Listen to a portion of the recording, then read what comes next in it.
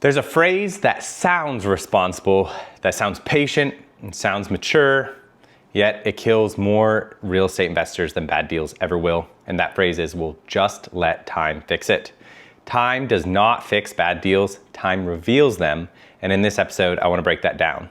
Why time is not neutral in real estate and why waiting often makes bad deals worse.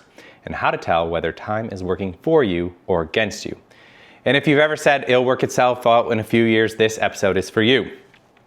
So here's the big lie about time. Most investors are taught this idea early. Real estate is a long-term game. And that's true, but here's what's missing. Long-term does not mean passive, and long-term does not mean forgiving.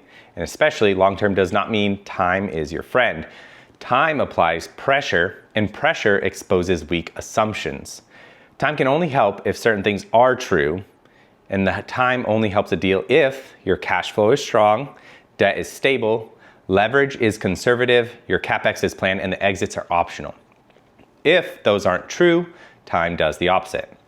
Time usually increases your maintenance, your capital needs, increases lender scrutiny, increases refinance pressure, and increases risk stacking.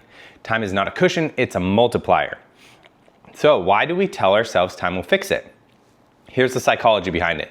People say time will fix it when they're emotionally attached to the deal, they don't want to admit the math is thin, they've already told others it's a good deal, or they don't want to unwind complexity. And that's not optimism, that is avoidance.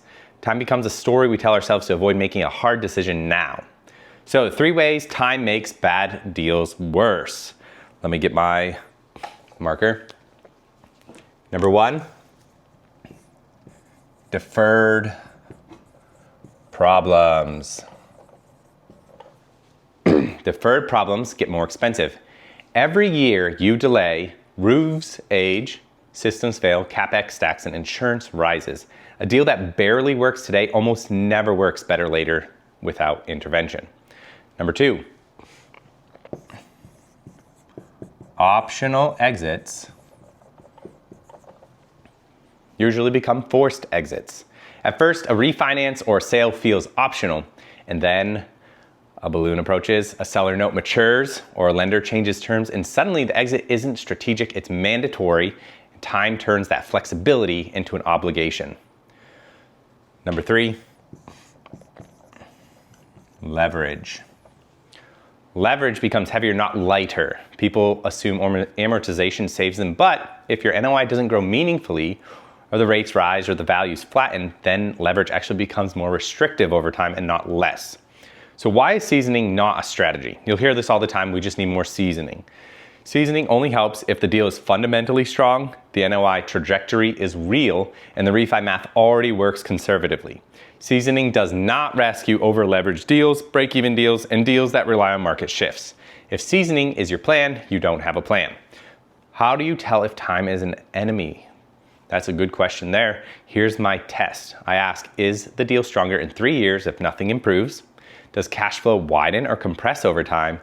How about, does the leverage improve meaningfully? What if the exits, are they becoming easier or harder?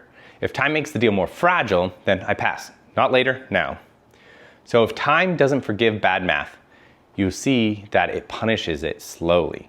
The best deals don't use hope that time would help. They benefit from time by design. So if this episode hit close to home, that's good, because the awareness is expensive but cheaper than learning it the hard way.